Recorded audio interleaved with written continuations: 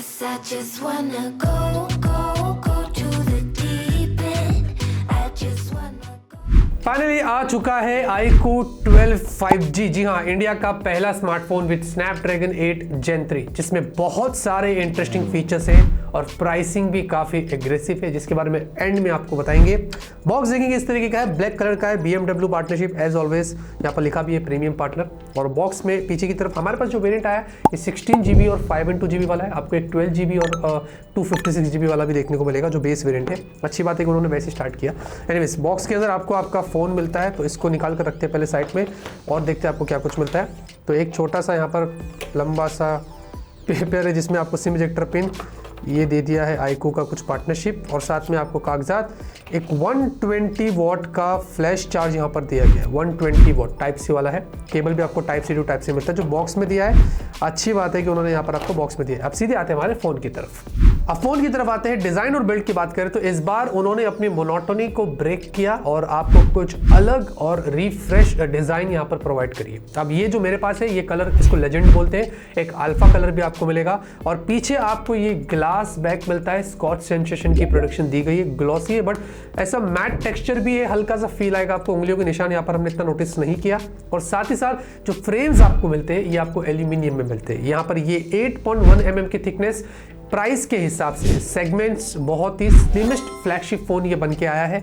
और साथ ही साथ आपको 203 ग्राम्स का ये मिलता है। IP64 रेटिंग्स भी मिल जाती है जो बहुत ही अच्छा काम उन्होंने यहाँ पर किया है। और दिखने में भी दोस्तों फ़ोन काफ़ी रिफ्रेश्ड लग रहा है, जैसे कि मैंने ऑलरेडी आपको बताया। पीछे आपको मोटर स्पोर्ट, आपको BMW स्ट्राइप डिज़ाइन भी देखने को मिल रही है जो कि अच्छा लगता है, जो कि उनके कुछ फ़ोन्स में हमने ऑलरेडी देखा है।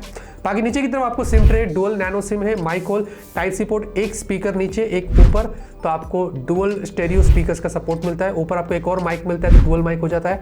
ऊपर आपको आयर ब्लास्टर भी देखने को मिलता है। बाकी लेफ्ट प्लेन है, कुछ नहीं है। राइट साइड में power button, volume up and down की और अंडर डिस्प्ले फिंगरप्रिंट स्कैनर है, ऑप्टिकल फिंगरप्रिंट सेंसर है, जहां पर आपको इसमें एक्स लीनियर मोटर भी दिया गया, x axis linear motor haptics के लिए, जो अनलॉक करते वक्त, फोन के अंदर डायल करते वक्त, दूसरे काम करते वक्त बहुत ही बढ़िया हैप्टिक्स एक्सपीरियंस आपको मिलने वाला है। परफॉर्मेंस की बात करते हैं, इसमें है स्नैपड्रैगन 8 Gen 3। ये पहला स्मार्टफोन है जो इस चिपसेट के साथ हमें इंडिया में देखने को मिला है। 4 nm पर है, 3.3 GHz मैक्स क्लॉक स्पीड है और Cortex X4 वाला आपको प्राइम कोर मिलता है।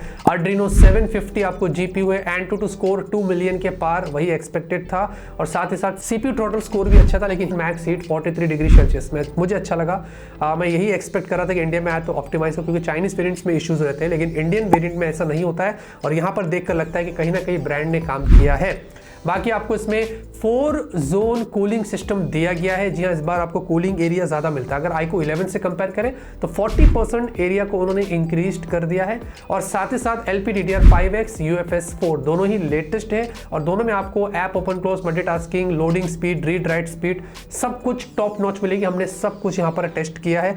बाकी इसमें फर्स्ट टाइम एवर आपको iQOO की Q1 सुपर कंप्यूटिंग चिप मिलती है, जो डिस्प्ले के साथ साथ गेमिंग दोनों तरीके से आपको हेल्प करता है। अगर मैं गेमिंग की बात करूं तो आपको यहां पर 900p लेवल का सपोर्ट मिलता है। इन केस अगर कोई गेम 720p नेटिव में रहता है तो वो उसको 900p तक बूस्ट कर सकता है। साथ ही साथ 144 fps का सपोर्ट आएगा। BGMI और जेंशिन इंपैक्ट, ये फ्रेम रेट इंटरपोलेशन जो हम बोलते हैं, कुछ वैसे यहां पर काम करता है। और उसी के साथ 90 fps आपको BGMI और call of duty new state वगैरह में सपोर्ट मिलता है। तो ये सब कुछ पॉसिबल किया गया है इसके Q1 चिपसेट के साथ। ओवरऑल जो परफॉर्मेंस आपको यहां पर मिलेगी, डे टू डे लाइफ के टास्क वगैरह, गेमिंग वगैरह सुपर है, एकदम अल्टीमेट है। कुछ एडिशनल गेमिंग फीचर्स की बात करें, गेम प्ले को और एनहांस करना है तो उसके भी फीचर्स आपको यहाँ पर मिलता है। अगर आप गेमिंग के वक्त लेफ्ट से स्वाइप करते हैं तो आपको उसमें battery saving, balance mode, monster mode, ये सारे फीचर्स देखने को मिलते हैं। उसमें आप टॉगल कर सकते हैं। 4D game vibration come back किया है, साथ में वॉइस चेंजर सपोर्ट है, गेम सुपर रेजोल्यूशन मिलता है, motion control, game display enhancement, game frame interpolation जिसके बारे में ऑलरेडी आपको बताया,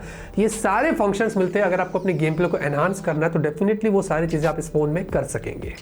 कैमरे की बात करते हैं, बड़ा प्रीमियम कैमरा सेटअप आपको मिलता है। 50 मेगापिक्सल प्राइमरी सेंसर है, इसमें ये ओमनी विजन सेंसर दिया गया है। ये एस्ट्रोग्राफी सेंसर भी उन्होंने इसको बोला है, नाइट में आपको बेटर फोटोस यहाँ पर प्रोवाइड करेगा। और साथ ही साथ उसके अलावा 8K वीडियो मैक्स आप शूट कर सकते हैं और 4K 60 fps मिलता है। OIS का भी आपको सपोर्ट मिलता है। फिर 50 मेगापिक्सल का आपको एक और अल्ट्रावाइड सेंसर देखने को मिलता है। उसके सैंपल्स भी मैं आपको दिखा रहा हूँ। जो नॉर्मल अल्ट्रावाइड है वो बहुत ही अच्छे क्वालिटी के आप अल्ट्रावाइड फोटोज निकाल सकते हैं। फिर 64 मेगापिक्सल का आपको एक पेरिस्कोप टेलीफोटो सेंसर मिलता है। इसमें भी आपको OIS मिलता है, यस, और साथ ही साथ इसमें आपको 3x optical, 10x HD zoom और 100x डिजिटल जूम, तीनों फोटोज आपको यहाँ पर दिखा रहा हूँ। इस तरीके से आप जूम फोटोज भी निकाल सकते हैं।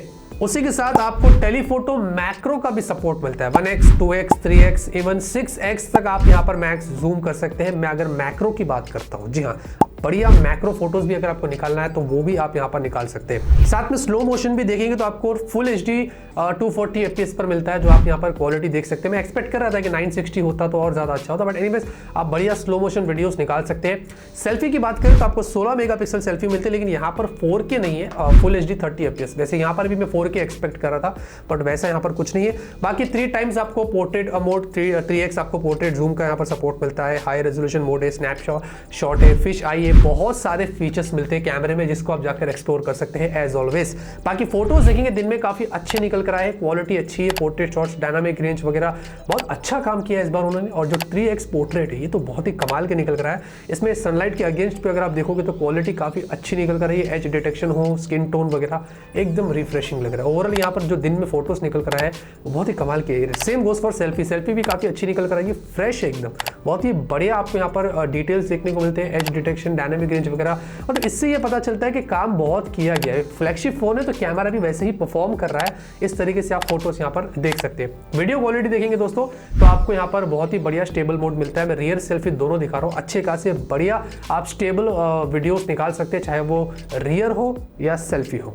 और रही बात नाइट की, तो नाइट में दोस्तों काफी अच्छे फोटोज निकल कर आए हैं। मतलब मैं पुराने आईकू के फोन से कंपेयर करके ये बोल सकता हूँ कि आईकू ने अपने नए फ्लैगशिप्स में कहीं ना कहीं काम किया है। ऑप्टिमाइजेशन दिखाई दे रही है, नॉइस कम है, ब्राइटनेस अच्छी है, पोर्ट्रेट शॉट्स अच्छे निकल कर आए, फ्लैश थोड़े दिख जाते हैं तो ये कहीं ना कहीं फिक्स्ड किया जा सकता है। बाकी ओवरऑल नाइट के फोटोज जो रियर कैमरे से थे वो बहुत इंप्रेसिव थे।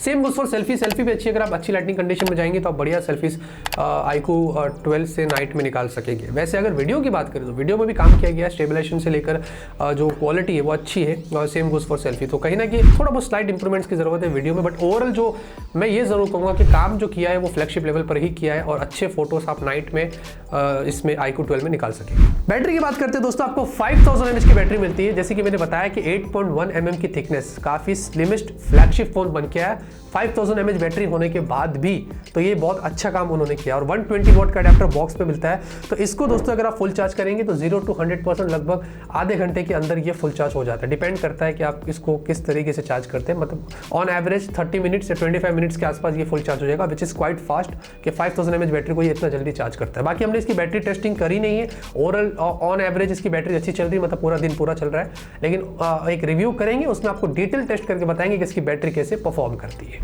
डिस्प्ले की बात करते हैं, डिस्प्ले आपको इस पे यूज मिलती है 6.78 इंच की, ये एक फ्लैट डिस्प्ले, और यहाँ पर आपको 1.5 के रेजोल्यूशन मिलता है।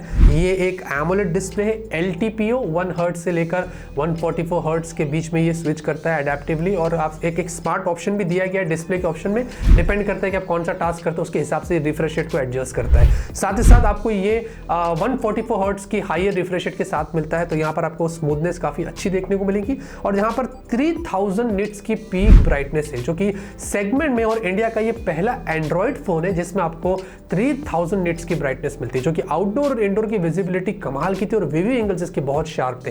1 बिलियन कलर्स ये प्रोड्यूस करता है, इसका मतलब इसमें आपको 10 बिट डिस्प्ले मिलती है। 1200 हर्ट्ज का आपको इंस्टेंट टच सैम्पलिंग रेट भी देखने को मिलता है, और 2160 हर्ट्ज का आपको PWM डिमिंग यहाँ पर मिलता है। स्कॉच सेंसेशन की आपको डिस्प्ले पर प्रोटेक्शन भी देखने को मिलती है, और स्क्रीन टू बॉडी रेशियो कमाल का है, 93.43%। पंचोल सेंटर में है, चिन भी आपको यहाँ पर काफी कम मिलती है, तो ये चीज बहुत कमाल की आपको मिलती है। और यहाँ पर स्क्रीन गार्ड भी पहले से दिया है, बहुत सारे फ्लैगशिप फोन्स मिस करते हैं, बट यहाँ पर आपको वो चीज देखने को मिलती है। उसी के साथ जो Q1 चिप की मैं बात कर रहा था, जो डिस्प्ले और गेमिंग में काम करती है, गेमिंग का तो पार्ट हो गया, डिस्प्ले के लिए आपको MEMC और सुपर रेजोल्यूशन सपोर्ट मिलता है, जो इस Q1 चिप से पॉसिबल किया गया है। बाकी नेटफ्लिक्स और Amazon में आपको HDR 10+ का सपोर्ट मिल जाता है, विच इज क्वाइट गुड। और ऑलवेज ऑन डिस्प्ले में आपको 1 हर्ट्ज ऑलवेज ऑन डिस्प्ले का सपोर्ट मिलता है, जो पहली बार आपको आईकू में यहाँ पर मिल रहा है, और 4 नए 1 हर्ट्ज वाले आपको iQOO के ऑलवेज ऑन डिस्प्ले वाले मिलते हैं जो आप उसको सेट कर सकते हो। तो ओवरऑल जो बैटरी सेविंग का टास्क जो ऑलवेज ऑन डिस्प्ले में भी आपको मिलेगा वो सुपर्ब मिलेगा। सॉफ्टवेयर की बात करते हैं, एंड्रॉइड 14 आपको मिलता है। ये पहला नॉन पिक्सल फोन है जो इंडिया में आउट द बॉक्स एंड्रॉइड 14 के साथ आता है, और इस पर आपको FunTouchOS 14 मिलता है। FunTouchOS 14 पहले से काफी रिफ्रेश हो गया है, बहुत सारे इंप्रूवमेंट्स उन्होंने किए, जैसे कि हॉट एप्स हॉट गेम्स को अब उन्होंने नहीं दिया है जो बहुत अच्छा काम किया, बट स्टिल उसके अलावा वी ऐप स्टोर और दूसरे कुछ प्री इंस्टॉल्ड ऐप्स है, आप इनको नोटिफिकेशन को डिसेबल कर सकते हो और ऐप्स को निकाल सकते हैं, तो कोई जबरदस्ती नहीं। ये भी नहीं होता तो ज़्यादा अच्छा होता, बट सबसे बड़ा जो पेन बहुत सारे लोग बोलते हैं कि हॉट एप्स हॉट गेम्स नहीं होना चाहिए, तो वो अच्छी बात है कि उन्होंने पहले से नहीं दिया है। 3 साल के ईयरली OS अपडेट्स, 4 साल के सिक्योरिटी पैचेस, तो उम्मीद है कि एंड्रॉइड 17 तक आपको इसमें अपडेट्स मिलेंगे। कॉल रिकॉर्डिंग की सीन की बात करें तो यहाँ पर आपको स्टॉक डायलर मिलता है इनका iQOO का, तो आप कॉल रिकॉर्डिंग वगैरह यहाँ पर कर सकते हैं। बाकी आपको काइनेटिक वॉलपेपर वाला एक फीचर मिलता है जो सेलेक्ट iQOO और Vivo के फोन्स में एक्सक्लूसिवली अवेलेबल और कोई फोन्स में नहीं है। यहाँ पर बेसिकली आपके हैबिट पर डिपेंड करता है, अगर आप वॉकिंग करते हैं, स्टेप जो काउंट करते हैं, तो उसके हिसाब से वो अगर फ्लावर्स रहेगा तो वो ब्लूम करेगा, और ऐसे इस तरीके से काफी सारे काइनेटिक वॉलपेपर्स मिलते हैं जो अलग अलग सिचुएशन पे काम करते हैं। तो ये भी एक बढ़िया चीज आपको मिलती है जिसका आप यहाँ पर इस्तेमाल कर सकते हैं। बाकी FunTouchOS में अगर आपको कुछ एक्स्ट्रा वीडियो देखना है डेडिकेटेड, तो उसके लिए कमेंट में जरूर बताना। सेंसर और कनेक्टिविटी की बात करें तो आपको इसमें 5G मिलता है डेफिनेटली, और बहुत सारे मल्टीपल 5G बैंड्स दिए गए हैं, और साथ ही साथ ब्लूटूथ वर्जन 5.4 है और Wi-Fi 7 के साथ आपको मिलता है। 2.4 5 गीगाहर्ट्ज दोनों सपोर्ट करता है। Camera 2 API, wideband L1, NFC भी दिया गया है, और जितने जो सेंसर्स है उन सारे सेंसर्स का आपको सपोर्ट मिलता है। फाइनली दोस्तों बात करते हैं इसकी प्राइस की, तो एग्जैक्ट प्राइस तो मुझे नहीं पता, लेकिन 2 वेरिएंट्स होने वाले हैं, 12 GB की रैम, 256 GB स्टोरेज और 16 GB रैम और 512 GB स्टोरेज। अंडर 55,000 ये फोन होने वाला है, 50 और 55,000 के बीच में। मुझे लगता है कि शायद ऑफर पर आपको ये 50,000 तक मिल सकता है। जो भी रहेगा मैं आपको स्क्रीन पर इसकी इन्फॉर्मेशन दिखा दूंगा या इधर डिस्क्रिप्शन में सारी इन्फॉर्मेशन डाल दूंगा।